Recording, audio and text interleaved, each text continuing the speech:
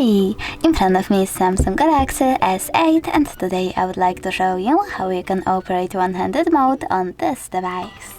Firstly, go into settings and scroll down. Now choose advanced features and scroll down again.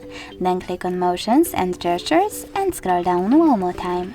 Over here select one-handed mode, so misclick, and click on the switcher to activate it. Then you need to click on one of those options to reduce the display size width. I will go with buttons, I have to click on it and follow those instructions. Tap the home button 3 times. When I do that, I can see that one-handed mode is now on. If you wish to change placement of it, you need to click on this icon next to the gear 1. If you wish to go back from this mode, you need to tap on the blank area, and if you want to turn off one-handed mode completely, tap on the switcher. Thanks so much for watching. If you enjoyed this video, leave a like, comment and subscribe. Bye!